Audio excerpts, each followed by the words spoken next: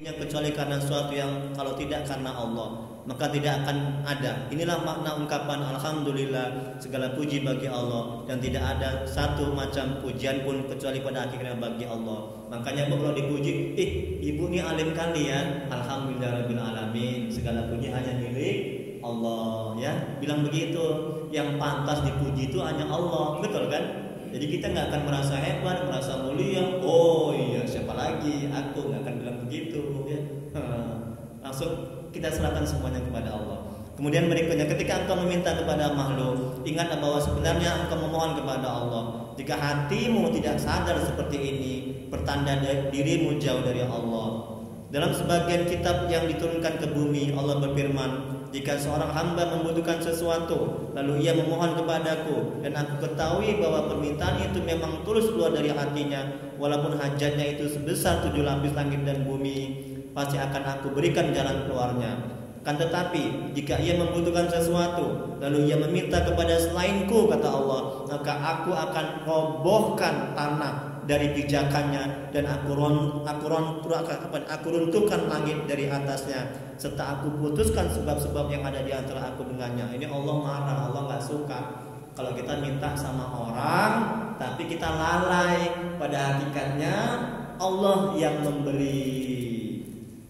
Ya nggak salah kita minta sama orang, nggak salah, tapi sadarkan dalam hati bahwa pada hakikatnya Allah yang memberi, Allah yang menggerakkan hatinya, Allah yang maha baik.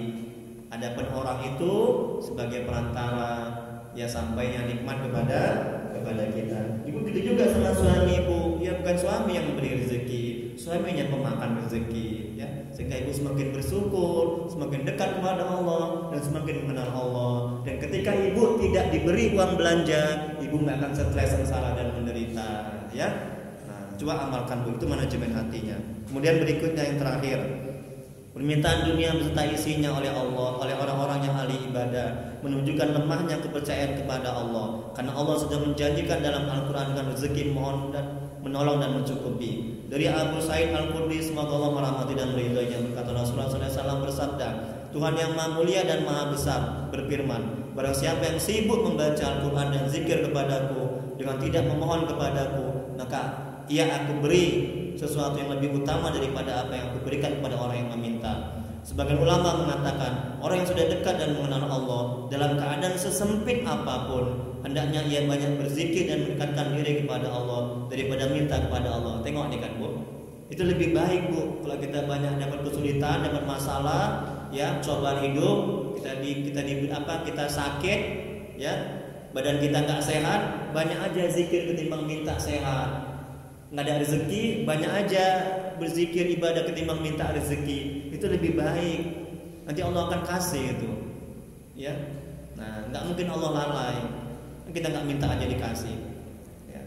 Kalau kita sibuk meminta, bu, kalau kita sibuk meminta ketimbang ibadah, ketimbang zikir, ketimbang ingat kepada Allah, kita akan stres, menderita. Percayalah, itu udah disusupi setan dan nafsu, ya. Kalau kita sibuk meminta, sibuk minta sembuh, sibuk minta sehat, sibuk minta rezeki, ya, daripada berzikir, daripada ibadah, itu udah disusupi setan dan nafsu.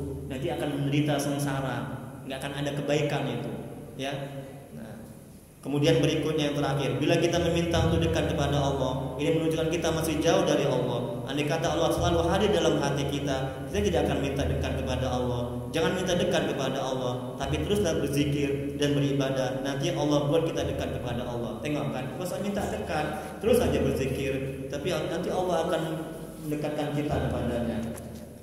Kemudian yang terakhir halaman 5. Bila kita minta agar manusia tunduk kepada kita, ini pertanda kurangnya rasa malu dan adab kepada Allah. Meminta kita kepada selain Allah menunjukkan bodohnya kita dan kurang adab kepada Allah. Kesimpulannya adalah meminta kepada Allah dicela bila ia menuntut jatah bagian kepada Allah, karena Allah sudah selesai membagi rezeki dan yang lainnya kepada kita, dan setiap yang dibagi pasti sampai kepada kita. Adapun berdoa kepada Allah dengan tujuan ubudiyah, kehambaan, menjunjung perintah Allah dan menampakkan kefakirannya, yaitu kitanya lemah dan merasa butuh, maka ini diperintah oleh Allah. Jadi boleh kita tidak berdoa hanya berzikir kepada Allah, atau berdoa dengan tujuan ubudiyah kehambaan, menjunjung perintah Allah dan menampakkan kefakirannya, rasa butuh. Ini yang terpuji dan sangat baik.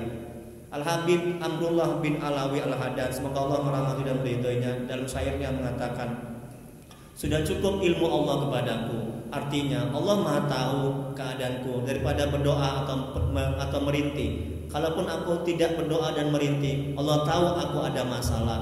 Kalaupun aku berdoa, itu hanya untuk menampakkan kefakiranku, rasa butuhku, rasa berhajatku yang perlu dan butuh kepada Allah. Maka ketika doa kita belum dikabulkan Allah, kita tidak akan stres, sengsara dan menderita. Kesimpulan kedua, minta pertolongan kepada selain Allah ini tercela apabila ia lupa kepada Allah. Tengok bukan? Tercela, kita minta tolong kepada orang lain tercela kalau kita lupa kepada Allah. Tetapi bila ia minta kepada selain Allah dengan itikad dalam hati bahwa ini adalah satu sebab mendapatkan pertolongan Allah, pada hakikatnya Allah juga yang memberi dan menolong, maka demikian itu dibolehkan. Masya Allah, tabarakallah. Jadi kalau hikmahnya ya jam 6 lewat 25. Syekh Imam Ibnu Athaillah As-Sakandari, semoga Allah merahmati dan meridhoinya, mengatakan, permohonanmu kepada Allah berarti kurang percayanya engkau kepada Allah. Permohonanmu agar Allah mendekatkanmu kepadanya menunjukkan kejauhanmu dari Allah. Permohonanmu kepada selain Allah disebabkan kurangnya rasa malumu kepada Allah. Permohonanmu kepada selain Allah disebabkan engkau jauh dari Allah. Masya Allah, tabarakallah. Nikmat kaya alhamdulillah. Baik Pak Haji, ibu-ibu, ada yang perlu diskusikan. Mungkin kita bisa mengamalkan ya Bu ya. Alhamdulillah, terima kasih banyak ya Allah. Alhamdulillah. Ya Allah. Alhamdulillah. Ini hikmah yang ke-27 sama 26. Ada yang belum dapat silakan diambil. Ada Bu, Pak Haji, ada yang perlu diskusikan? Ada? Kalau nggak ada, doa. Sebelum doa, kewajiban saya menyampaikan besok Ahad, Minggu, subuh saya ngisi di Masjid Muhibbin. Kalau nggak salah Muhibbin ya, karena baru, jadi jauh lagi tempatnya. Kami berangkatnya jam 4 subuh di Pancing, Komplek IAIN.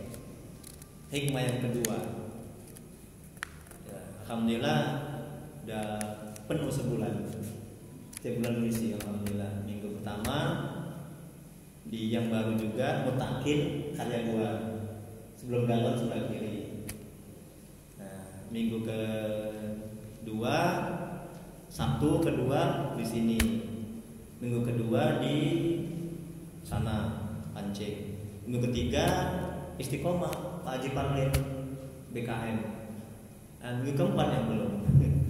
Yang keempat ya, Insya Allah. Jadi memang saya sudah niatkan hidup saya untuk berdakwah untuk umat ya, Masya Allah, tabarakallah ya. Baik, kita doa ya. Jam 6 lewat 3. Astagfirullahaladzim, astagfirullahaladzim, astagfirullahaladzim. Oh, satu lagi hari Jumat, itu setiap Jumat di Komplek Bumi Asri, subuh pada subuh setiap Jumat itu,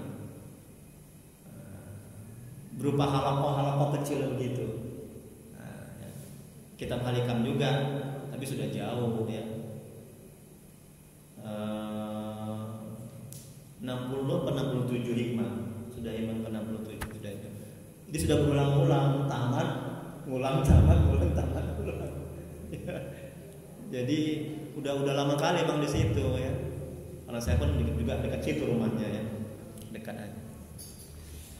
Bagi yang ibu-ibu, bapak, bagi yang punya langkah ya, ada keperluan waktu, silakan datang. Astagfirullahaladzim, astagfirullah. Allahumma sholli ala sayyidina. Allahumma sholli ala sayyidina. Allahumma sholli.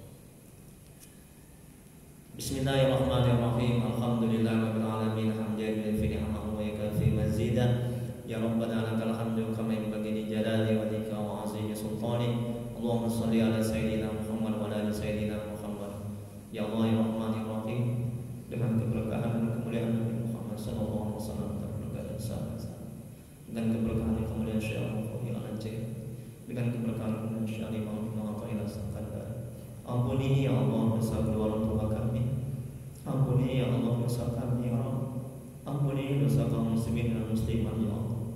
Ya Allah, ya Allah yang Maha Pengasih lagi Maha Penyayang. Jadikan keluarga kami keluarga yang sakinah, mawaddah, warahmah. Jadikan anak-anak kami anak yang soleh dan solehah. Jauhkan kami dari musibah dan bala bencana, ya Allah. Ya Allah, tolonglah ya Allah, mohon ya Allah, tuntun hati kami agar bisa istiqomah di jalan, agar bisa selalu mengingat, agar bisa selalu bersawal kepada Rasul-Mu ya Allah. Ya Allah, bila di antara kami, keluarga kami, jemaah ini ada yang sakit, mohon ya Allah, beri kesembuhan kepada mereka ya Allah. Angkat penyakitnya ya Allah. Bila ada yang mendapat kesulitan hidup, mohon ya Allah, mudahkan ya Allah. Tolonglah ya Allah. Rabbana la tuzigh qulubana ba'da idh hadaytana wa hab lana min ladunka rahmatan innaka antal wahhab. Rabbana atina fid dunya hasanah wa fil akhirati hasanah wa qina adzabannar. Wa sallallahu ala sayyidina Muhammad wa ala alihi wasallam.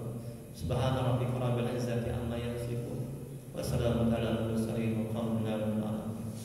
Allahumma shalli ala sayyidina Muhammad. Taqabbalallahu minkum.